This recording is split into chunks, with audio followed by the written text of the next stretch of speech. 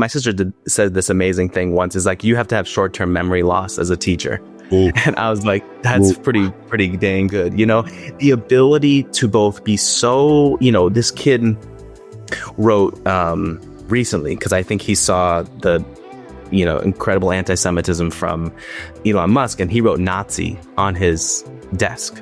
And I was just like, oh, this is a moment where, as a Jewish man, I was like, oh, this is pretty intense. That was the voice of this week's guest, Justin Haas. Justin is the son of 2 civil rights lawyers. He was a kid who grew up with a lot of privilege, and his best friends were undocumented.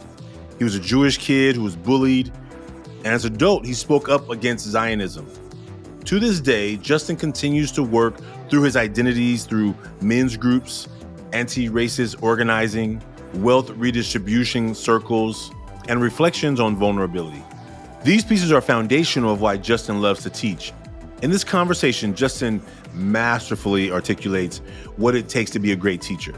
We discuss 1, how to see through the performative behaviors that take place in schools. And by the way, this applies to both students and teachers. 2, what it means as a teacher to love before you listen. And 3, important considerations for those white folks teaching in the hood. Shout out to Chris Emden. I hope you're ready for today's show. Take out your notes and let's start the show. As a male educator at your school site, it can get lonely. Only 23% of K-12 educators in America are male. And just think about what this gender gap means for your male students. They experience disproportionate levels of discipline. This is a show for male educators who want to feel more understood by their community and want to create emotionally safe classrooms and schools for the next generation of male students. Welcome to Unmasking with Male Educators.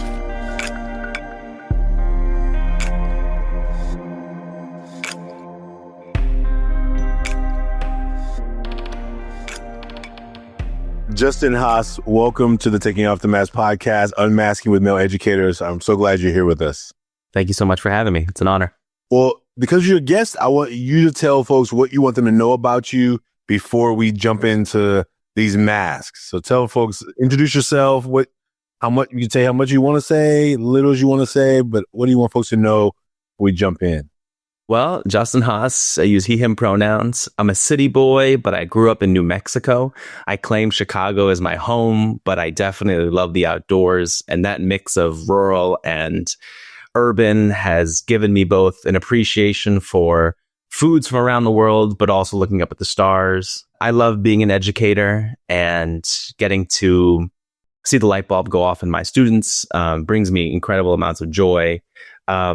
But it's been my duty, I find, to be on the proactive side of potentially bringing in the new generation of organizers and activists, rather than just kind of create the next leaders, because the next leaders haven't gotten us too far in the current moment. So again, I just so appreciate being on this podcast, and it's a privilege. So thank you so much.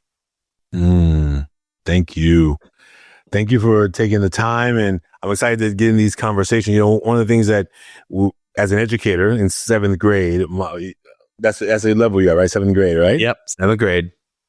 I have many just sad 7th grade stories. 7th grade was a rough season for me. It was a rough time. It was a season of bullying. I was being bullied, right? And I think going from elementary school to now, you go from being the oldest in the school, now you're the youngest in the school. Because back then it was 7th grade was the first year of middle school, and man, it was a rough. So I honor you for the work you're doing and for all the transitions that you're watching young people go through. It's crazy to think about how much time you spent, considering your identity as it relates to your peers.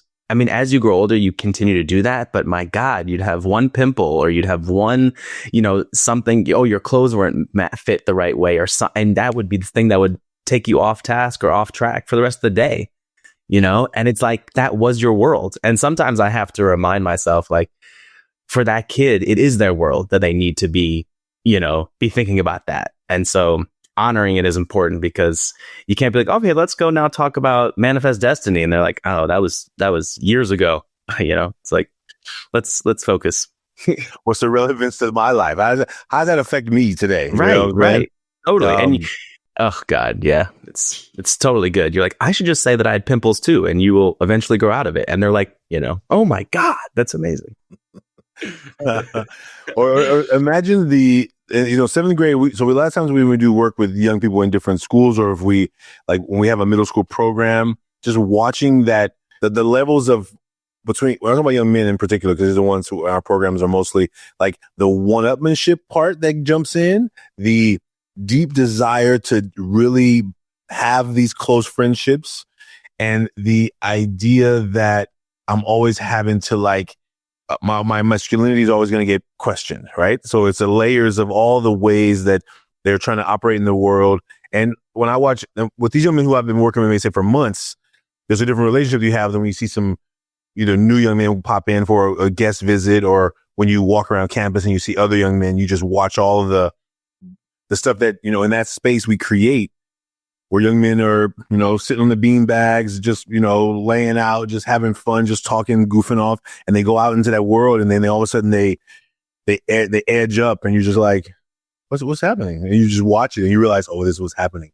In that room in there where we've created this safety, they can be funny and silly. And out here, they're having to be like they have to impress everybody. And you're just like, oh my God, yeah. The deep pressure, Absolutely. I mean, one of the privileges that I get to do is I have a elective class called Alternatives to Violence. And I work in Southeast DC, and I have a completely all Black student population. And, I hear you at the beginning of they just so one up each other. You have conversations, and you can tell that they're just dying for connection. They want to be seen, and they tell stories, and it becomes a hyper masculine space of okay, who can be the most aggressive, or who can be the most homophobic, or who can be the most violent, or who, and it's when I've created this space where students are able to start to share things around what is it like to process grief, and just being able to hear students say yeah, I cry for a little bit. And it hurts me to have other kids interrupt that space, because how meaningful it is because I know that I would have enjoyed it as a kid. I would have needed it. I would have loved it as a kid and felt seen as a kid, to have offered this space. And so then they go out even outside the classroom, not even in the real world. And kids from other classroom are like, why are you sharing that kind of stuff? What's the oh, does that make you gay? And it's these comments sit with us for so long. It's hard to ever give kids that knowledge of dude, I remember when I was bullied. I was bullied for being Jewish. I remember I was bullied for being fat. And that lives in me. And there's power in those words. And I get it that you're vying for power in a social environment. And at the same time, what would it mean to appreciate that other students just like you are feeling the same things just like you and are able to talk about them? Yeah. I really appreciate you taking that breath right there, right? Because sometimes as an educator, we just got to, in the moment of all the chaos happening, it's so important for us just to be there's a snowstorm. There's a storm happening in this space right now. And I'm trying to figure out, where do I even start trying to put, where do I start plowing? Where do I start blocking? Where do I start shielding? Okay. Where's the epicenter of this chaos, right? That's happening, And I want to be totally transparent, right? That's a lot, I think, for a lot of white educators and a lot of white male educators. If you don't take that breath, that's when your socialized racism may come out, where you will start to try to control or confiscate or confine or say something violent or brutalize kid, right? Those are the moments where if you are just so overwhelmed, rightfully so, that you will snap back and inadvertently potentially hurt these kids in a way that you could scar them forever. And I'm not saying those educators, I have been there and I have felt it. And it's okay, luckily I've done enough Socratic work and getting into my body, because that if you can get in your body more often, you can start to tell when that stuff's about to come up, and then you can be aware of it and then work your practices around it. Oh, and educators, if you don't have a practice, guess what? These students will create one for you. Oh, yes. Oh. Well, and not only that, but there's a lot of unhealthy practices out there that I know a lot of educators like to hang out in. And I, again, have been one of them. Right. So it's like, ooh, it's going to get you some way or another. Ooh. Like there's no other way to, you got to process it some way. Ooh. One of the things that I've been working on in therapy is how do you give love to those processes, even if they've been unhealthy? Yeah. Ooh. How to say thank you to those coping strategies and say, hey, maybe those things no longer serve you, Yeah. Or oh man. So you know what? I got it. Okay. So as a middle school administrator, and I taught at a private middle school, so it was a little different. It's an interesting vibe, right? It's like different. It was an interesting vibe. Let's jump into these masks. I have a feeling like these stories are a part of the journey of educators, and so I'm excited to hear more of your stories. And I'm gonna resist telling you all of mine, but I wanna let's jump into our masks. And then, so thinking of us as teachers, as educators, as a persona, you get to decide who goes first. So you get to make a teacher decision here. Do you want to go first, or do you want me to go first? I've seen a lot of your episodes, and I'm kind of curious what you have for me on this one that may or may not be similar or different. So I would love for you to jump in. Great prompting. So okay. What may be similar or different? Okay. Well, now you're putting me, now I'm really getting present to like, right, where's right now. When I think about these masks that I make is around, like when I was a teacher, what was the mask that I was having to navigate? Right. So let me, I'm gonna make a little edit here because I think I like that one. And I definitely am here. And, okay. So I'm gonna show you what I drew. Still working on the creation there. And the words I wrote in the circle was serious, like I was serious, and I was smart. And I wrote two other words there, passion and caring, and those were true too. But I think if I was thinking about myself as a teacher, like I was serious. I'm a circle caring too, because I think I really deeply care. I think the students probably didn't see it because my seriousness was usually pretty forward front. My seriousness, caring. I really wanted my students to learn. And because I sometimes wanted it more than they wanted it, it seemed like I was more frustration or anger. But it was really just like, you can't be throwing your education away. You can't. And then smart. I had a lot of students who would be trying to like, they play these games with teachers and they think they play the games with me. And I'm like, I ain't always been no teacher, first of all. And second of all, I ain't always been no good student. So all the stuff you saying, do you want to keep doing this in front of everybody? Do you really want to keep having this battle in front of everybody? Because my ego is a little bit like immature. You know what I'm saying? So I'm not going to lose this argument with you. You know what I'm saying? Like, I'm not going to lose this argument with you. So I had to be careful. Like but I don't think I was trying to be like dominant in that way, but I was really honest in that way. Like, hey, you probably just stop talking right now because the stuff you're saying right now is not fully accurate. And I'd rather not have to like point out all the flaws in your argument right here in front of your peers. So can we just stop it, turn it off? And so that was my mask of what, as a teacher, what I tried to show. But it was rooted in this idea that I didn't become a teacher for a job. Like, I left engineering to be a teacher because I wanted students to have the opportunities that I found myself having as an engineer, to be able to live an amazing lifestyle.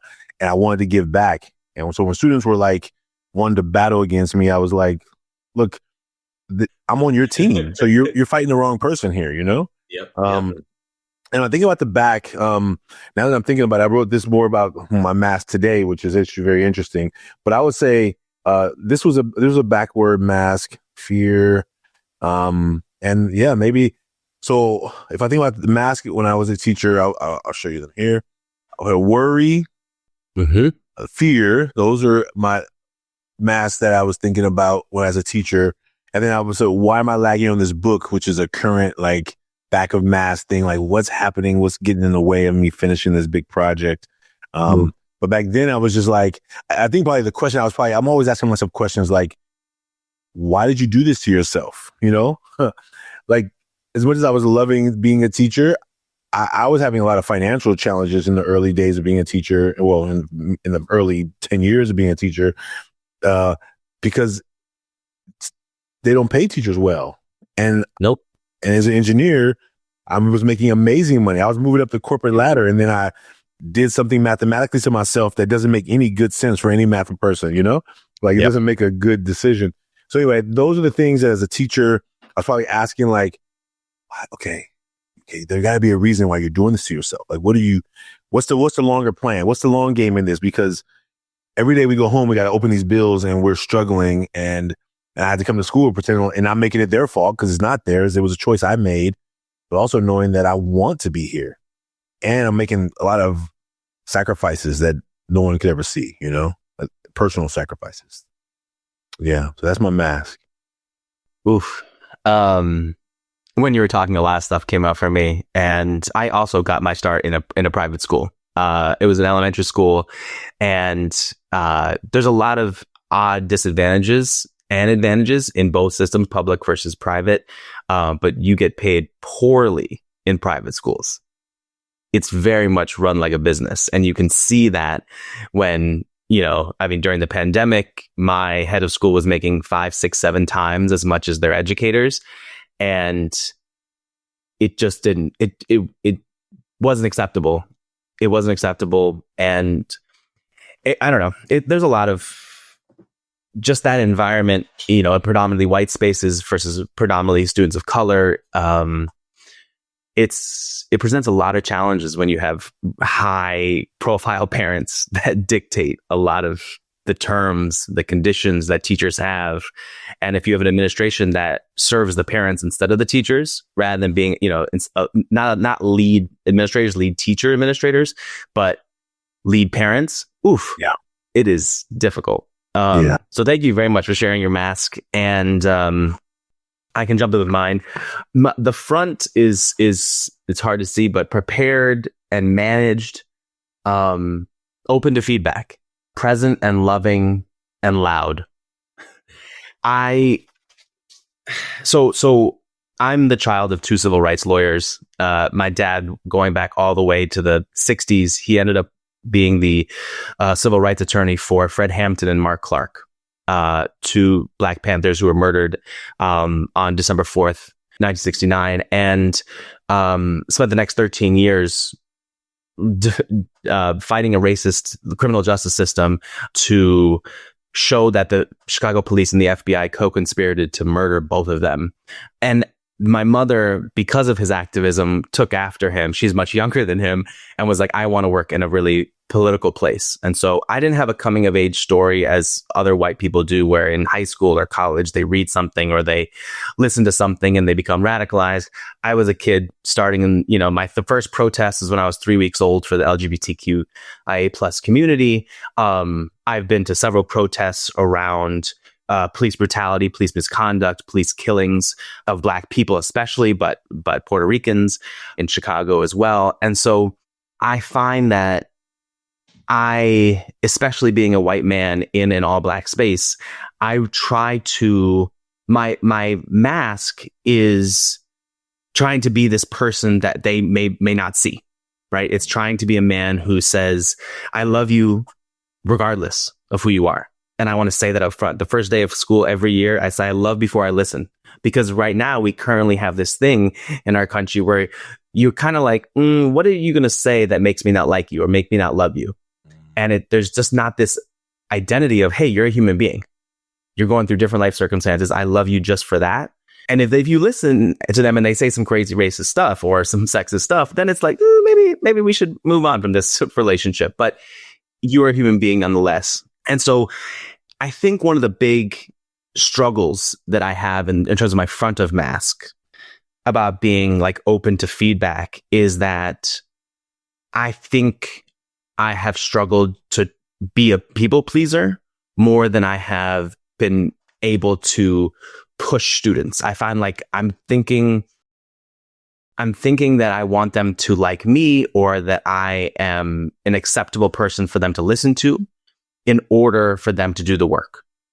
And that has been really useful, but it's also meant that I struggle holding such high expectations. I want to have high expectations, but there's this empathetic side to me that says, no wonder this is difficult for you.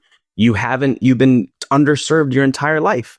And not only that, your family for generations has been underserved their entire lives and it's been intentional. So I think one of the other pieces is that I, in very brief moments, try to alter a narrative that men have to be strong and men have to be powerful and men have to be homophobic. And that has presented situations in which I feel, kids are making fun of me. They call me gay. They're wanting to bring up these feelings because I think they're not used to a person living so fully into themselves. And I have to tell them that I have a lot of privileges to be able to live into myself. I was a kid who got the chance to dream. Right. And so what does it mean for you all to dream? I just read this great book, The Sky Full of Elephants. I heard of it recently. And go ahead. No, I know. I don't know the book, but a men's group has been talking about that book. They're reading it. And it's you waking up in a world one day where all the white people have killed themselves. And it's like, what would that mean for my kids? For my students?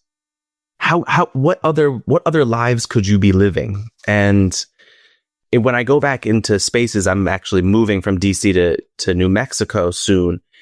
And I'll be with students of a variety of backgrounds, but it's just, I don't know. It gives me chills for kids to be able to fully dream into whoever they want to be. And I think it's tough. You're in this fine line as educators of saying you can be anything you want to be, and then also know that there's repressive systems out there that won't let you.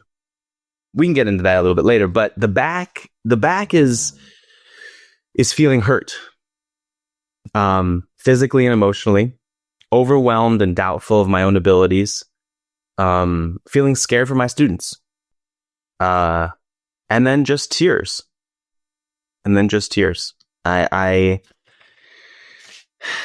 as much as I was just sharing that I let them see parts of my identity or parts of what it could be to me to be a man, I don't know.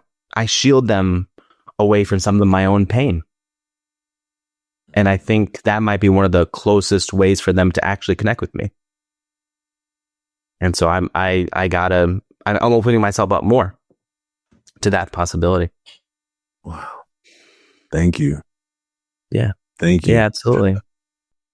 There's two things you said that I want to maybe reflect back if I can. Yeah, please. First is, you said on the first day, you always tell them, and you said you had a phrase, you said love before, what was it? You listen. Love before you listen. And would you say a little bit more about that? What is it? What does that mean? I think there's an acknowledgement that they are the exact same as you. And yet you're socialized in a white supremacist system to acknowledge the differences and to say our skin color is different enough for me to not see you as a human being. I mean, so the love before you listen is I love you. I love that you're on this earth. You're a human being. You're a part of who we are, like our collective species. Like you are me. I'm like, we are together. The listening part is, I think what I was trying to explain earlier is this identity of, or this space of, I'm not going to let you in until you tell me things that I like or that we agree on. And then if you do, then I'll start to love you. But I operate differently because I know students have a totally different, my own students right now, but also people in general, have a totally different way of living. And yet I'm like, you're a human being on this earth. Like, why can't I, like, you have value just because of you are alive. And therefore we should be able to connect over that. That's what I feel. Tell me your reactions. Yeah, no, because so I have had lots of experience when I started Ever Forward Club. So Ever Forward Club was a program for all young men. It was lunchtime meetings with young men. I think that most young men had a hard time hearing that they were loved, because it must mean something. It must mean there's an ulterior motive. There must mean, well, why you don't know me. And I think that it's this context of trying to help them understand that, well, I don't know. I mean, I start there. I start there. And I think when you said it, I had a feeling, but I don't want to assume what you meant by it. So I was like, you don't need to tell me a sob story, sad story, a tragic story for me to care about you more. I already care about you. Like, I come in here caring about you. I come in here giving love to you and care. So I'll give you an example. Last week, I was presenting to a group of high school seniors. We were in Sacramento. They're from Oakland, but they were on a senior retreat. And I was there, and literally in the first 20 seconds, I haven't even like really said anything about my story. I'm like, hey, thank you all for being here. So appreciate you all. Now, in this room, there are probably only 1, 2, if I'm counting carefully, 2 Black young men. And it's a very diverse group of students in this academy. And this one young man, he's at a table with, he wasn't, the other African-American young man was not at the table with him. So he was at the table with just some of his friends. And so he does like this. He's like, oh. And I had to, so as a former teacher, administrator, as a person who presents all over, it doesn't really bother me until it bothers me. Now, this situation, the fact that there's only 40 people in the room, it's so obvious that it's hard for me to either ignore. Now, everyone heard it, and I have a choice to make in this moment of like, my teacher self is like, so let it go, ignore it. Like, they're in a hotel for a night. They're teenagers. They were up all night. No big deal. And I also know that oftentimes it's a test. And I don't like tests, but but sometimes I feel the urge just to like experiment what the test is going to be. Right. So I looked towards the person, and the people at his table were like he's looking your way. And I kind of took a breath. I was taking a deep breath. Right. And I said, I looked first toward the table where he was at, and then when I saw him trying to start looking towards me, I looked away. I didn't want to make eye contact. I wanted to make it a general statement to the whole room. I said, hey, I want y'all to know that you don't owe me nothing. I come here with love, like, I don't know what you've been through in your life. I don't know if you've ever experienced what it's like to not feel enough, to feel disrespected, to feel like people didn't honor you for you. So because our work is about the mask. Our work is about this idea of an emotional mask, right? So whatever he thought that yawn was doing for him in terms of brownie points with his friends, it was worth it. It was worth it for him to disrespect me, a person he had never met, had never seen before. It was worth it for him. And maybe he didn't even think of it because he wasn't thinking about me. He was thinking about, how can I impress my friends? And I always have to be careful, right? Because I know that I'm a person who feels big. And I don't like being disrespected. I don't disrespect people, not intentionally, and I know what it's like to be a teenager who's being silly in front of friends who impress them.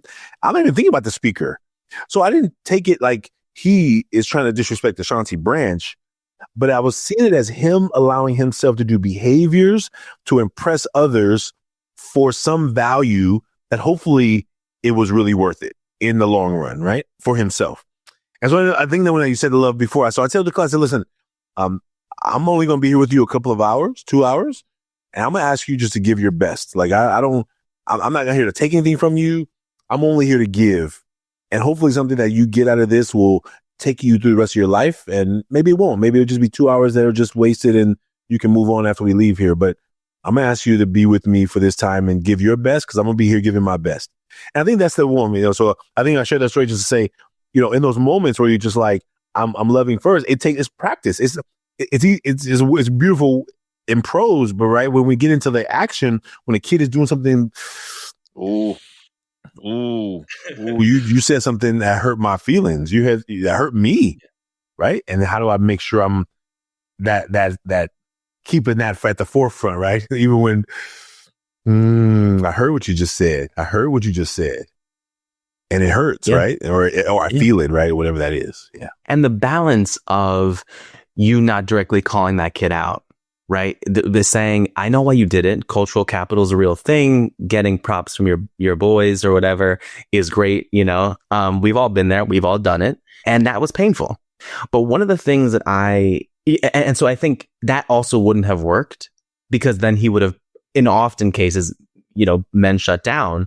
And so being able to say, this is I think one of the things that I've come to, it's hard to realize, but that love is infinite, right? You can give as much love as possible. And it's like you gave love back into that room. You chose to give love back into that room, which inevitably, hopefully, was an indicator of, wow, this person could be disrespected and still see me as a human being and potentially know why I did it, and therefore not ignore it and not call me out, but thread that needle. It allows it, like, it's a model for those men, right? Like for me, kids, their word is zesty. They're like, you're zesty, Mr. Haas. when and it's like, I lean into these moments because it's like, you don't have examples of men talking in different accents, or or not even accents, but just like using different voice levels and willing to go to bat for people in the LGBTQ system, or being outward and say, I do not like domestic violence, or I don't, these are moments for them to be like, and they can say their own snackery stuff to themselves. Yeah. But the reality is like, at least he doesn't let things slide, but he also doesn't put me in a space where then I have to then defend myself. I mean, the mask is so,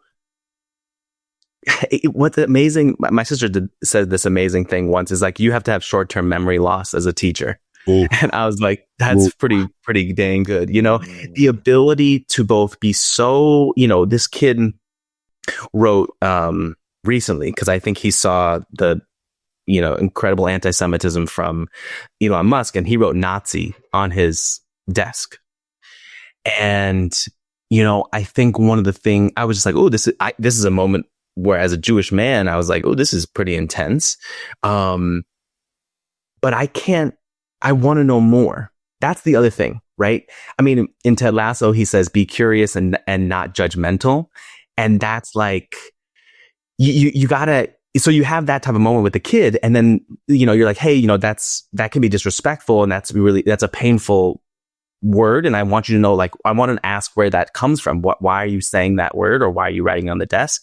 And also giving kids the opportunity to say, or giving them the brain exercise of, if someone was in the classroom that had that identity, how do you think they would feel looking at that word or hearing that word being said? But then 12 minutes later, when the kid answers a fantastic question in the way you want, you're like, good job. Like, that was amazing. Like, how, as a teacher, you have to figure out what can roll off your back. What do you actually have to identify? And it's a real, I mean, I thought that psychology would be the thing that I would get into, but I felt like teaching is actually applied psychology. Like, I don't care what the thing is called, but I'd much rather know, like, how do you deal with it when it comes up in 5 seconds? That's the piece. What has been an experience like that for you, where you have to have a short-term memory? I mean, it sounds like this is the one you just shared is a great example. But when you were a teacher, did you feel like, within seconds, you have to change? Within seconds of like knowing that what's happening in the moment is what you said. It's like, I'm leading with love, right? I think, there's a quote by Che Guevara that says a true revolutionary is driven by a sense of love, right? And with education, if you are in this for the long, for any kind of haul, there'll be things happen that kind of pull you. And so I've had so many stories of that, but I'll tell you one briefly. One young man, the night before my office, he's having a meltdown. We're talking about real stuff. His grandfather told his dad, don't take him out of jail. Let him stay in jail. Let him rot there. His grandfather told him that in front of him. And his dad was like listening to his grandfather, right? So left him there and longer than he had to be there because the grandfather had a lot of power over the father, and then it's him, right? So he's in the office and he's bawling, right? Next morning, and we have a great talk. We were in the office talking for about an hour. The next morning, the bell rang. He's supposed to be in class. I'm walking down the hall. I'm like, hey, Mr. Whoever you are, Mr. Johnson, get to class. Fuck you, Branch. Oh, yes. And so I had to catch it. Now, students know that they know that's just not going to work. Like, man, they know that's just not going to work. Like, I don't roll like that. I don't talk to people like that. Like, I'm not going to take it. And I said to him, go to class right now. Because what I knew had happened, and had to catch this quick enough to be like, because right away I was about to be like, who you talking to? That's what I would have said. That's what I would have said. Like, my first response is, who you think you're talking to? That's the normal response to that. That's what I think we'll respond with. So I said to him, and as soon as we were looking around, like, he gonna let him slide? He gonna let him say that? Because it wasn't about that moment. It was about he's trying to save face for that office situation yesterday. He thinks that somebody's going to know that he was in that office having an emotional breakdown because his stature around campus is a fighter, tough, no back down ever. So, like, I think in his mind, he was like, uh-oh, I let Branch in too close. I need to push him away. And in that moment, I'm like, I'll deal with this later. But I knew that in the moment, how I normally would respond wasn't going to work there because he was looking for a way to fight with me when I'm nothing but a person who cares about him, right? And I said, you better walk yourself to class right now and not say another word. And other kids are looking around like, you hear him whisper, like, what the heck? Like, how's Brett letting him say that to him and he don't say nothing? Because I knew that what was happening. I felt, I don't know, but I had a lot enough intuition to say, oh, okay, Jonathan, you're not hurt. He's protecting. He's barking. He's barking. He's just trying to tell you, I'm afraid, right? How do you hold that? Because I think one of the things that I've been struggling with is like, I get the FUs and the Mr. Baldhead and the you look like a cue ball. And I mean, I can go on a list, right? And of course, I freaking love some of these like disses. I'm like, dang, I'm glad I didn't go to school with you all because, Mr. Clean, I was like, dang, dude, like, leave, all this kind of good stuff. I just like, it's painful. But I think over time, it does affect us. And, I just want to say that I think in predominantly white institutions, there are things like this, the coldness, the lack of care, the lack of love, the hyper focus on power and money comes out. And it might not be as verbal as some culturally and linguistically diverse spaces, but it's probably just as painful. If not, I'm saying more painful. Like, I think there's this identity thing of like, oh, if you work in schools with predominantly Black and brown students, you're going to have to take it. And it's like, no, the reality is that white kids dish it out just as much and actually often hit to the, just hit, I don't know. It's just like, it's not a competition, but I want to get rid of that myth. Like that's the work in those spaces can be just as denying of humanity. And we're socialized to believe, oh, that's okay if someone says, oh, my parents make 3 times as much as you or 4 times as much as you in the classroom. That's disgusting. That's a disgusting comment, right? And then you've been socialized in your household to only value people with how much they make or what position or title they have. Yeah. That's worse for me than being ridiculed for the lemon pepper shoes that I wear or the church shoes that I wear at school. So it's like, it's just, I don't know. I think that's really, really important. But I think one of the things I've had to come to realize is like, how do you check in with yourself about some of that stuff? Because they're kids. They're kids. How do you let that roll off your back, even if it hurts? Yeah.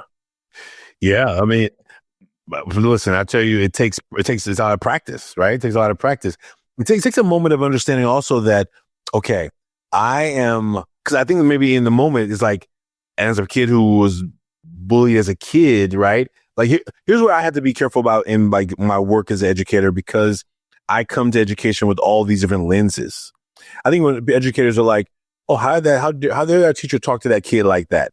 Well, the problem is not the fact that the teacher talked to the kid like that. The problem is that the teacher was in a moment of emotional overload that let things come out in a way that, like, if you didn't see the bodies and you just heard the words, you wouldn't even have a problem because you wouldn't know that it was a kid talking to an adult.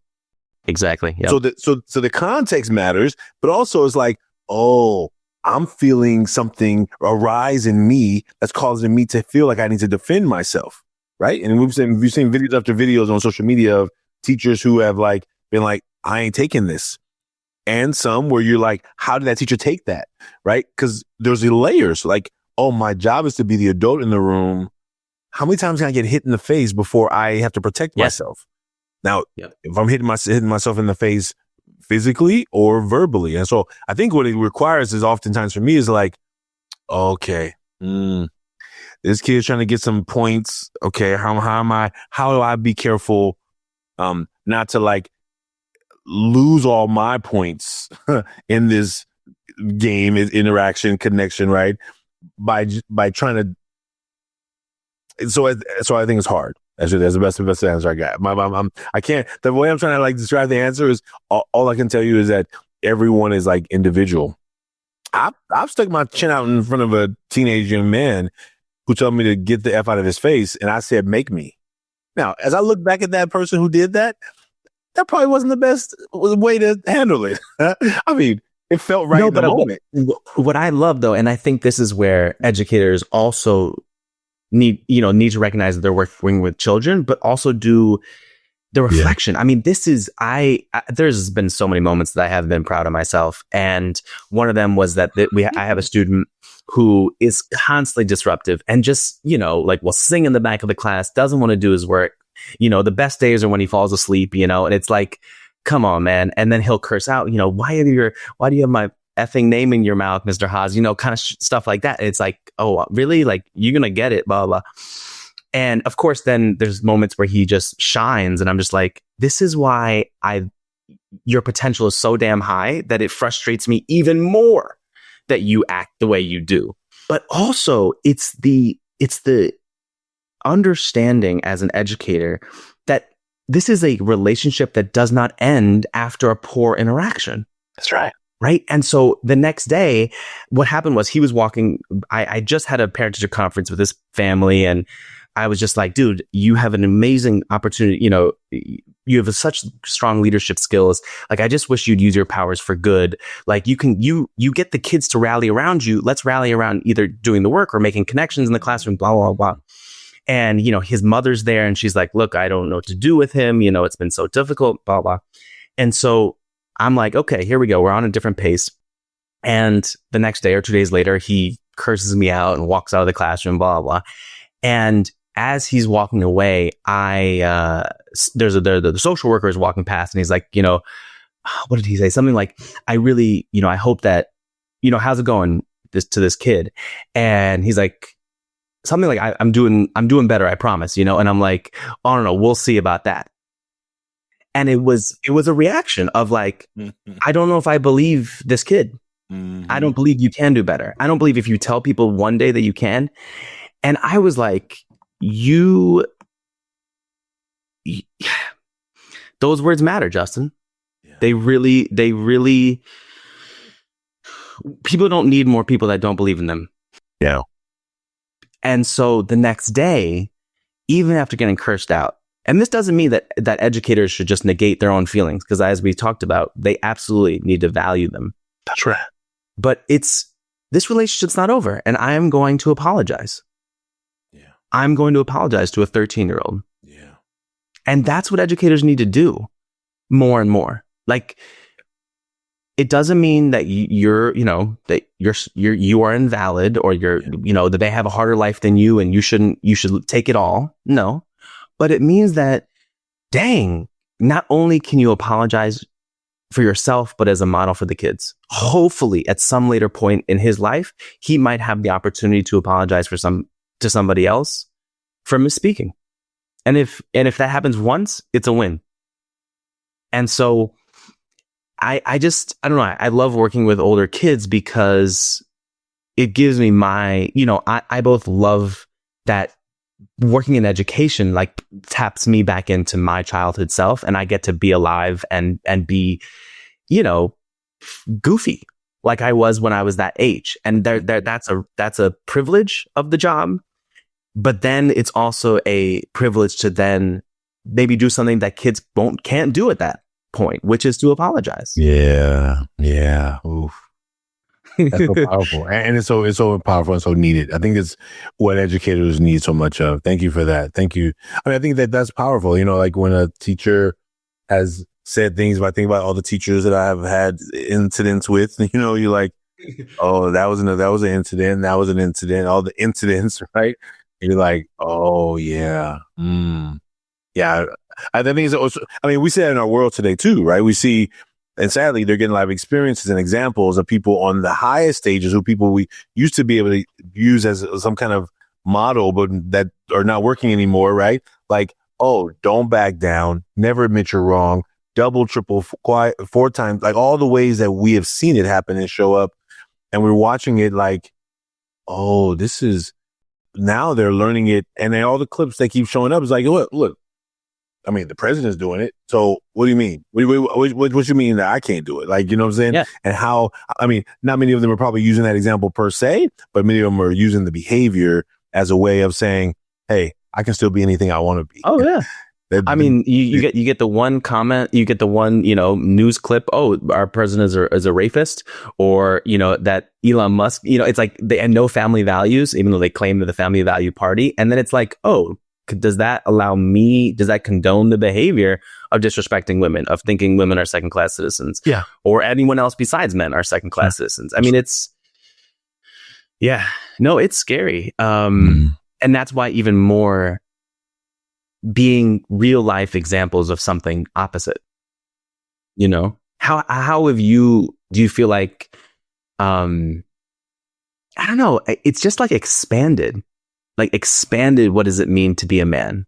Because I think there's been too much of like, oh, that type of man sucks. And there's definitely like pieces of toxic masculinity that do, but it's like, we talk about the man box, like, what are you trapped into feeling? Anger. And that's about it. And so it's like, how do you say, hey, and I've just come to realize that anger does have a place. Like, it's okay. Anger is a real emotion and you should be able to feel it.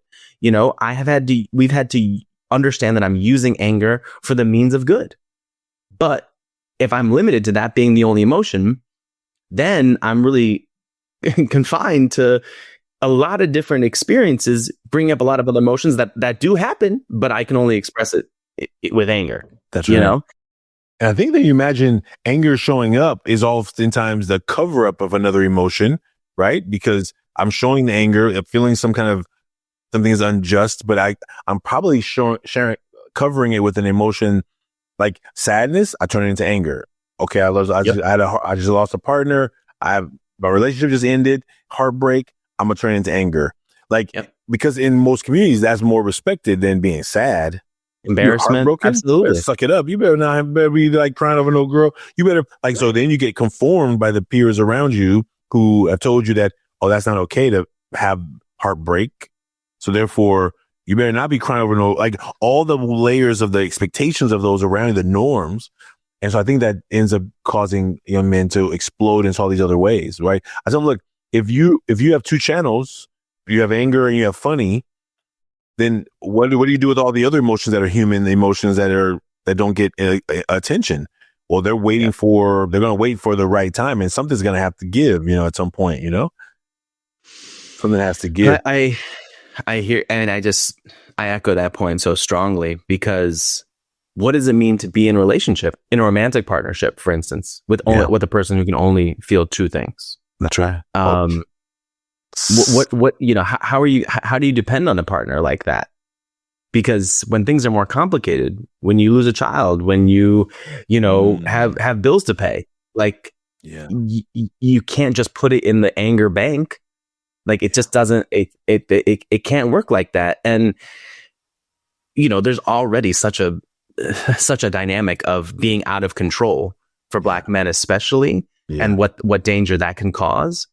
And so especially in schools, absolutely, right? Absolutely. I mean, we have police on guard. It's like they're right there. Well, it's also the fact that, as you just said, like the teaching force is mostly women, so therefore these young Black men who are 6'3" at 13 years old has now told his teacher, he puffed up his chest, and now the teacher's like, I'm threatened, and now this kid who's actually just doing like a blowfish is telling you, hey, I'm feeling under stress, back away, is now in some kind of trouble for something that was actually a defense mechanism to try and protect himself, And for these white women educators who go through these, teacher preparation programs and try to throw you into the quote unquote most difficult, but really most underfunded spaces, it's like, well, then they have to reassert their own dominance because they have been undervalued themselves.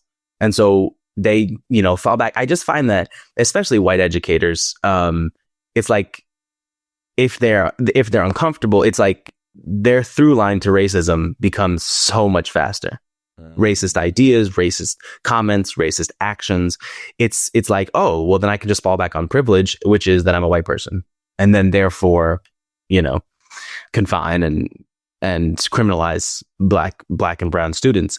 And so it's part of a larger systemic, there's so many reasons for why the powers that be want you to be undereducated, and have, continued to create those systems over and over again.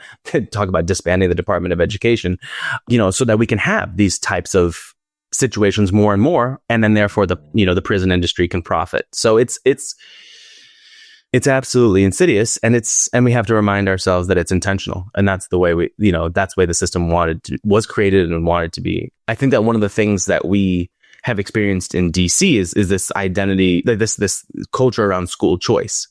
And my response to school choice is, why can't we adequately fund public schools? Period. Like, why do we have to be 25th in quote unquote developed countries in our academics when we're the richest country in the world? Like our priorities are all jacked up. They just are. And that's what's even more upsetting, is just that the situations that I encounter with my students are microcosms of larger oppressive systemic situations. Yeah. And that's where the love also has to come in.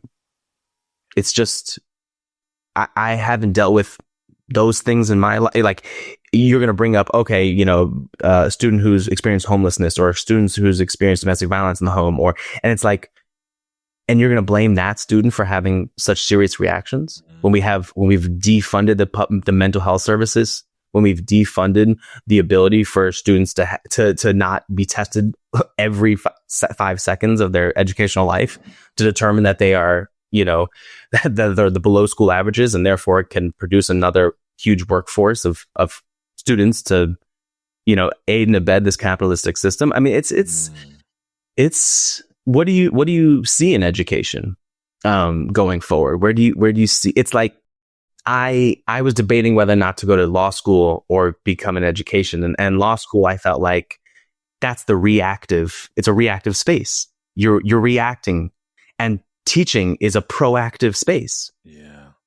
And I love that. And I'm also seeing, the move towards technology and away from connection. Yeah. And the ways, I don't know, just how are you experiencing this particular climate? right now. Yeah. Well, I mean, I think the climate is layered, right? It's layered with like AI, it's layered with what you talk about school choice, is layered with the idea of continuing to make schools this place where we're going to just give you just enough, if even that, and every depending on the part of the country you're in, you're going to get less and less. I think what we continue to see with education is, well, the more they keep talking about defunding, and there's a new executive order coming out today or yesterday that is doing more of that, right?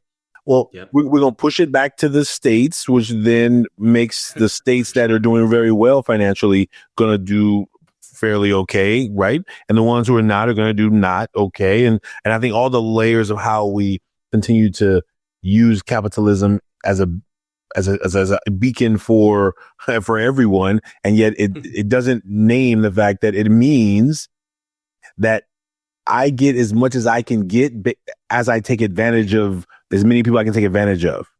Yep. I'll pay you as little as I can to keep you in the space, and I will keep doing it as long as I can before somebody says anything. I will break all the rules until somebody bring me to court, and then I'll pay a big fine because it ain't hurting anyway, because I've already made 85,000 times more than the fine will ever be. And so what I keep seeing over and over again is that schools are, they've been under attack, and they've been under attack with small bits and pieces. Remember 25, and more people are not enraged about that, is because their kids ain't going to those schools.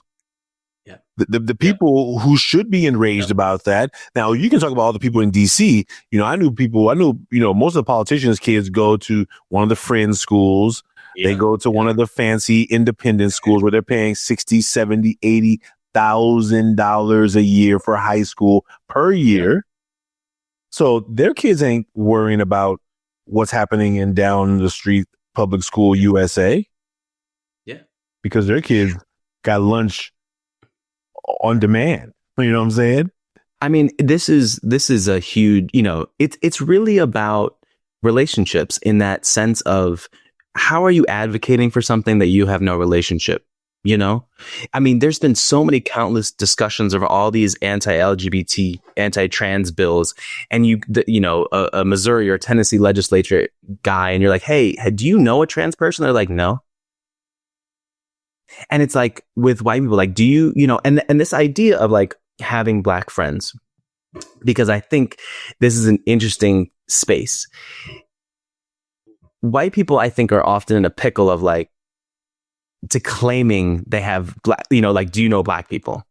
And there's one thing to like know of a Black person, and then also to be like friends and be a part of community with Black people and brown people. It is only in that space that white people get the privilege of starting to advocate for a different society.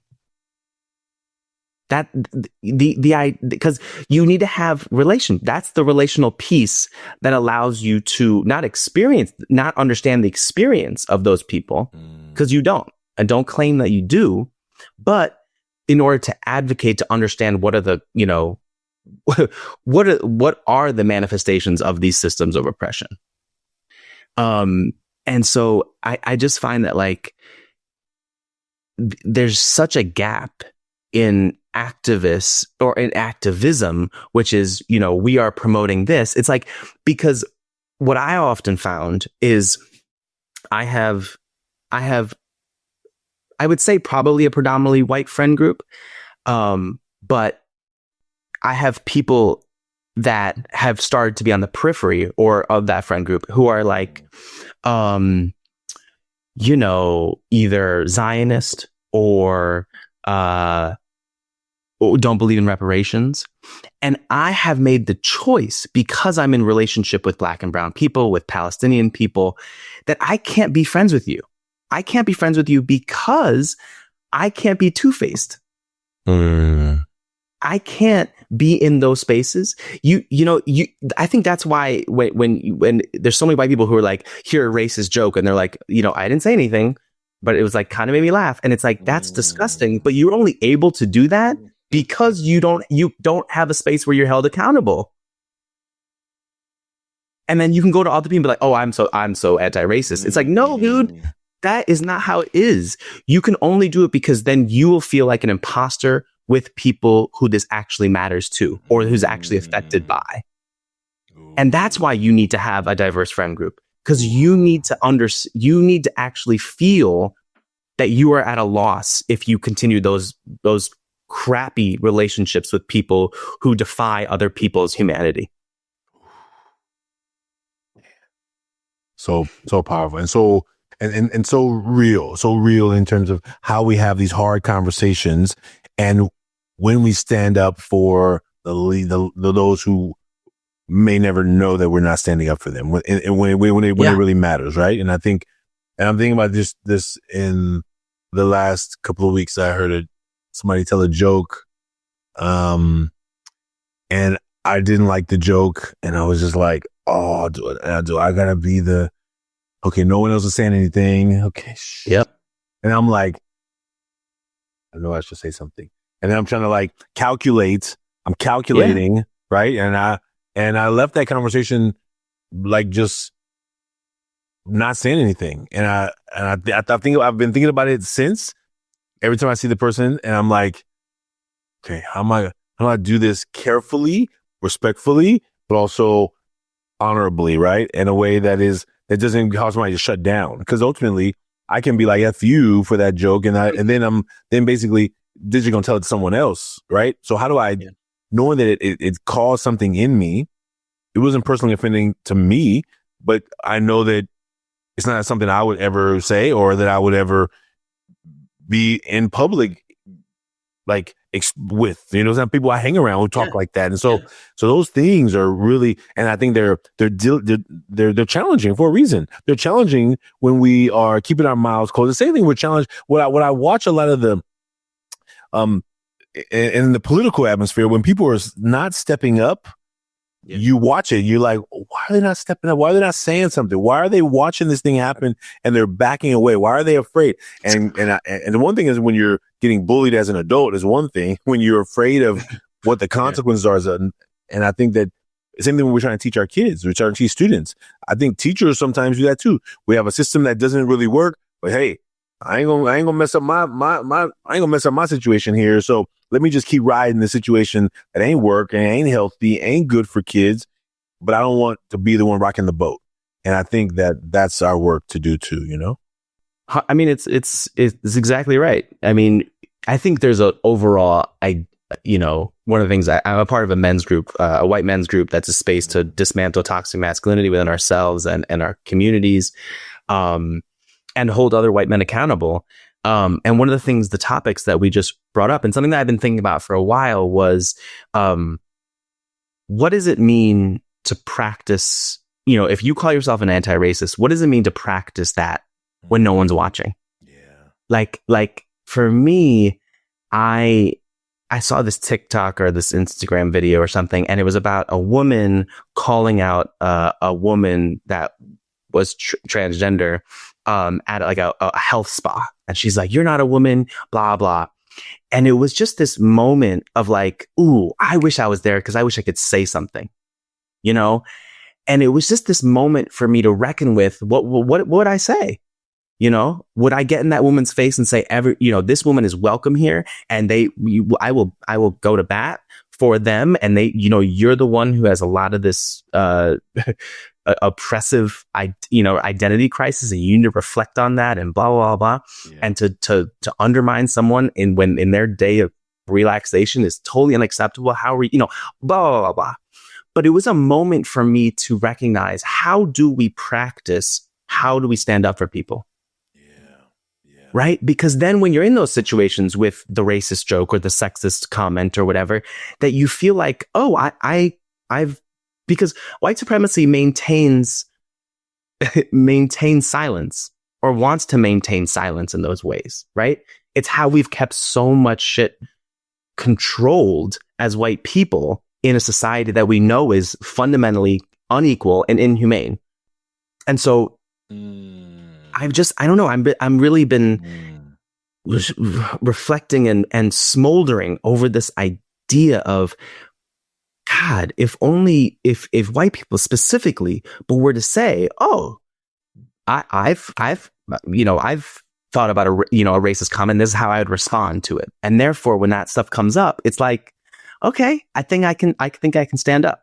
Doesn't mean I should speak over my people of color or my women or my LGBTQ friends who want to stand up for themselves. No, but it means, okay, I'm not floored to the point of paralysis. Thank you, Justin. We're running out of time. I want to, and I think we could go on for hours. This is the interesting format that we have when we have these deep conversations where we're like, oh man, this is not even finished. This is nowhere near finished. Like we technically can't finish right in this. So we gotta figure. But maybe as we think about educators, if you could leave something with educators to support them in their journey. Listen, in Oakland, I know there's a lot of white teachers, right? And I think in high school, the numbers go up where they're white men, and they go lower when you get down to the lower grades, right? But we think about like men who are in education. So even speaking about how we support our boys in a better way, because of the way school sometimes doesn't support them, I think maybe what would you leave educators with, who are just, trying to also navigate this education system that oftentimes doesn't even feel like we have space, right? Like we're walking on eggshells ourselves sometimes. But what would you want to offer to male educators out there or other teachers in general, of how we can better serve like our male students, but also all students, right? I think so find whatever lane that feels right for you to offer them some words of encouragement, some tips, some strategies, however it feels right. I appreciate that question, and I have a lot more to learn myself. And so I think just one thing that has helped me is knowing that the kids are watching. The kids see everything. And so if you can act and model what type of person you want them to be, that's going to be way better than teaching them about a person you want them to be. Mm. If you can be the one who's vulnerable first, if you can show other emotions, if you can not bring in your home life, but if you can meet them halfway by talking about what's going on for you and with you at that current moment emotionally, that may be an opportunity for them to let their guard down, to unmask a little bit, for them to see connection, and for them to then be able to attend to the work that you want them to do. Mm. I think that's my biggest piece. And know that we're not perfect, and we can't do it all the time. But I think it's making them have a more nuanced view of whatever identity they think you have, because you yourself are so multi-layered that it's okay to show them all the different layers. I think they'll love it. And I think, that goes along with how you talk to your colleagues, how do you talk to in the administration, obviously how you talk to them. And that doesn't, and I think that means that you are allowing to love yourself in the process, because you're able to bring more of yourself into the space. Justin, listen, I want to tell you, I was, first of all, thank you. It's refreshing. I think sometimes in this work, and if we're not careful, we only see, as educators and as young people, me growing up, I think when I got to college, I was 17 years old when I got to college, and I met the first white person in my life who saw me. Like, I'll never forget John. I'm trying to think of his last name right now. I can see his face though. I mean, John knew more about my history than I did. And I was I was so grateful for his friendship, and that he would notice things that I was like trying not to point out because I was not around people who could point them out, right? Who just pointed them out. And I was like, oh, thank you. Like, and I think that I appreciate you for just the work that you're doing and the work, and for, your journey, and for being in this education work that, if you're a lawyer, you will be making, if you're a psychologist, you'll be making way more than I think you could as an educator. I think, but I just want you to know I appreciate you, and thanks for the work you're doing just for those young people. And, if our work, the Million Mask Movement, can support you in any way in your classroom, as you're there, however I can support you to work with those students as they're building those skills for the future, you let me know. And, this work is yours. You know what I mean? This has been a tremendous gift, and I can't thank you enough for having this conversation with me and being open and letting it flow. And I think that the thank you and the gratitude is especially important in our line of work, because we don't get it often from kids, and we may not get it from administrators, and often not from colleagues. But there's these moments that we'll never see with kids. There's moments that will have changed and will change kids' lives that we won't get thanked for. And so as other educators, we need to say thank you to each other. And so that's what I'm leaving with today, because you have done incredible work that you've been thanked for, and most often not thanked for. And you've allowed me to again, rigorous self-reflection, absolutely essential in this work. So I feel like my heart's connected, and I just real amounts of gratitude for all that you've done and all the people that have been on this podcast, because it's impactful. It is life-changing work.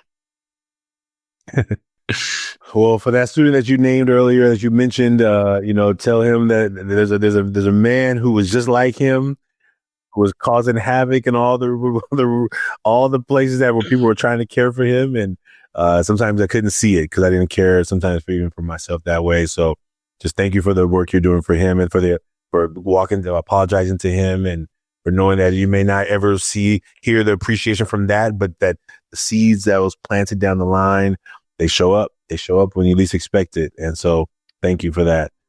Folks, listen, Justin and I, we share our masks here publicly. You don't have to do yours publicly. You can go to millionmask.org and make your mask anonymously.